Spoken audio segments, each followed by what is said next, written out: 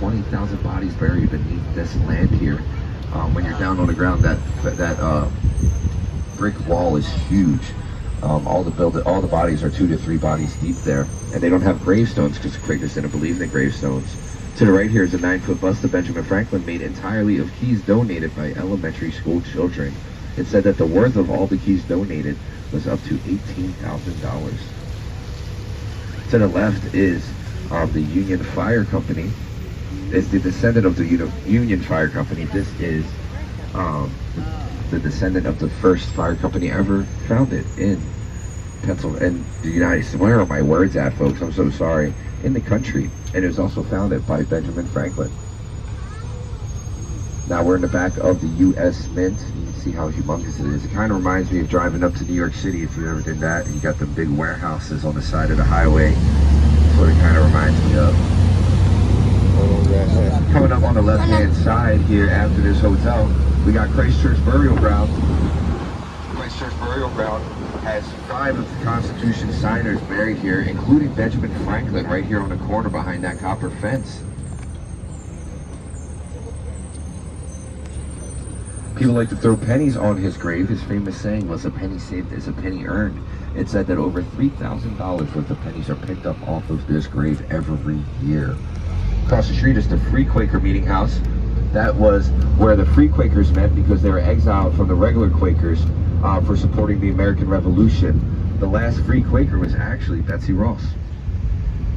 Now our next stop is the National Constitution Center. Is anybody getting off here? Nobody getting off here. Now the National Constitution Center has many free exhibits to show just how important the Constitution is to our freedom here in America. How many seats do we have? We have 1, 2, 3, 3 seats. We'll say 3 seats. I got 3 seats up on the bus, Hello. Yeah, we only have 3, so I think I have 1, 2, and 3 right there, and that is all. Now, of course, the Constitution is not here in Philadelphia. It lives with the National Archives in Washington, D.C. They also have a room in there with 56 statues of all the signers. Across the street here is the Federal Reserve Bank of Philadelphia. It is one of 12 Federal Reserve banks in the country. This is where money goes to die. When money is counterfeit or out of circulation, this is where they bring it to become shredded. There's also a surplus of $8 billion in the basement, but it's heavily guarded and fortified, so don't even think about it. Now, coming up in front of us is the African American Museum in Philadelphia. It was the first African American museum in the country. Out front of the African American Museum, you see the 13 Whispering Bells Monument. These bells do not have any clackers. That's what makes them whisper. This is meant to symbolize how African Americans in colonial times did not have a voice. It is also a memoriam to Crispus Attucks, who was the first victim of the Boston Massacre and what many people believe to be the start of the American Revolution. Now, the African American Museum will be moving to the Benjamin Franklin Parkway by the time you can come to Philly, but their food court in here is outstanding. Just so you know, if you do visit it, it is worth a visit. To the right here, we have the Roundhouse. It's a brutalist style building. It's an old police station, no longer in use. Wow, that's From the sky, it looks like handcuffs. To the left here, we have the Prisms. The Prisms are a 1% for art project here in Philadelphia. That basically just means that 1% of the budget for all big city building projects goes to creating beautiful art here in the city of Philadelphia. Now we're entering Philadelphia's Chinatown. What better way to be greeted than by our Four Seasons Dragons? They represent all 4 seasons. Were given to us in 1976, and they weigh 1 ton each. One of my favorite things we have here in Philly. Now, Philadelphia's Chinatown is the 5th largest in the nation. It's the 2nd largest on the East Coast. Can anybody guess what the largest one on the East Coast is? New York. That's right. That was an easy one, guys. You're making it easy on me here. Of course, New York. Now, while there's a wide array of Chinese culture here in Chinatown, there's also a wide array of other Asian cultures as well, especially with food. Now, do we have anybody getting off in Chinatown? Nobody getting off in Chinatown. We don't have any room up top either. Yes, especially with food, especially late night. If you guys are hungry, if you're staying around the corner and other things are closed, Chinatown stuff usually stays open a wee bit later. It's also a great place for nightlife, karaoke. It's a magical and mysterious place as well. Now, Chinatown is 7 blocks all around. It used to be 12 blocks all around, but they built the Vine Street Expressway to the north a few blocks, and that cut down Chinatown almost in half, unfortunately. They were going to rebuild it. They were going to put a cap over the highway. Oh, sorry. So this is the Friendship Gate that was built in 1984. That was a gift from our friendship, from our sister city of Shenzhen, China. It weighs 80 tons, and it's held completely together by weight.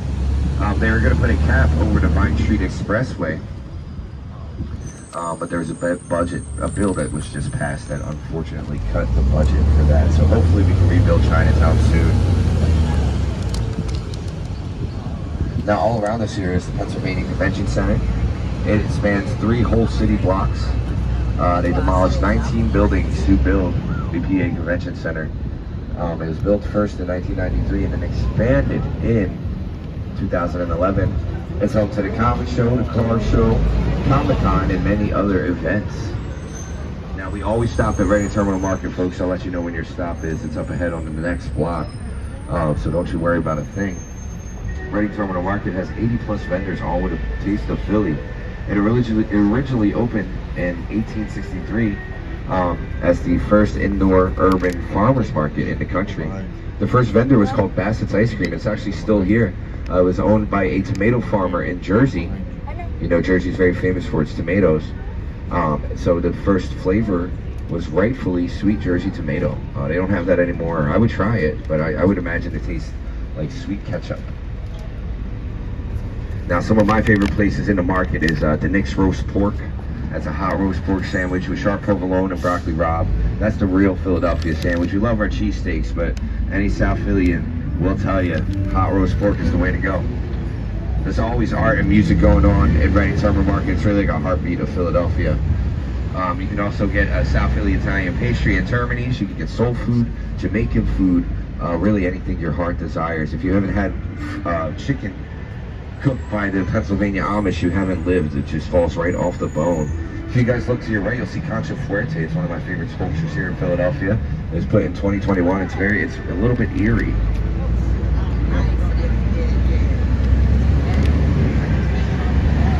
Alright, so once we cross this intersection, guys, this will be your stop for Reading Terminal Market. If you are getting off, and I'd like to remind you guys that me and Daryl do accept tips. Is a big part of our wages. They are happily accepted. We're getting off here? Alright, guys, if you're getting off at Reading Terminal Market, now is your time. Have a good day, guys. Until you play the Phillies, have a good day. And then have a loss. I'm sorry. I'll be there tomorrow. I call it my church. It's my favorite place in the world since in Bank Park. Thank you, guys. Have a nice one. You can also get a great cheesesteak in Reading Terminal Market at Uncle Gus's Cheesesteak. It's owned by Angelo's and by George inside of here.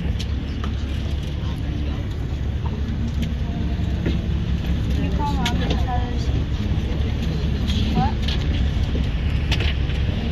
19 seats up top.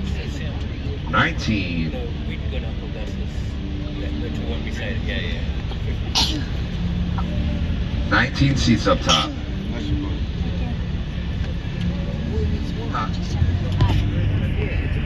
Roast pork, so you can get one in the Nick's. The Nick's is crazy. Dincs.